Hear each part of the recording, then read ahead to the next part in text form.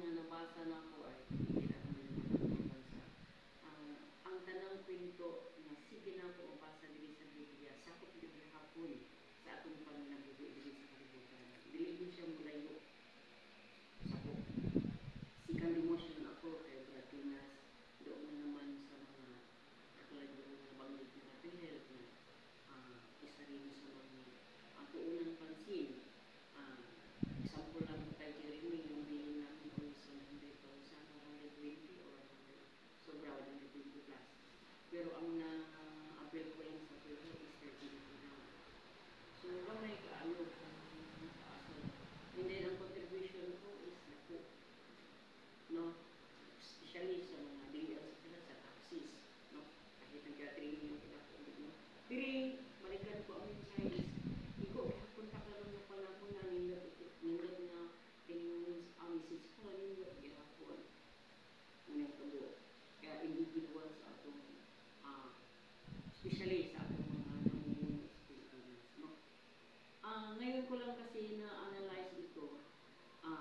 Siyempre, naman ang kategory natin ng mga pamasakit gugma, gihatag, gikan sa mga guidelines na gihatag ni Mother hangtod sa mga tigwa hangtod sa mga bagong generasyon, no? Same pa rin. Pero akong nakita kasi,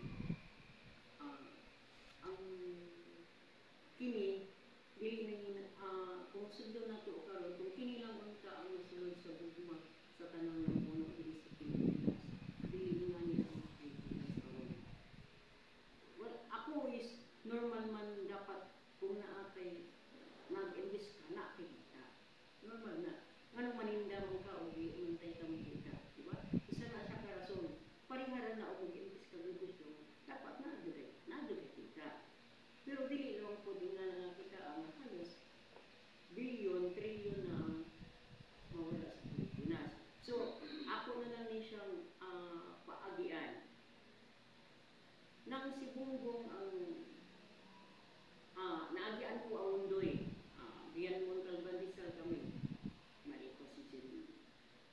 Yung hurumasagasa ang pagyong undoy. Yung kung kalban yan, hindi mo makikita. Yan, bubong na lang makita. Nagmakit ako dyan sa bubong sa row house namin sa pabahay doon sa Montalban.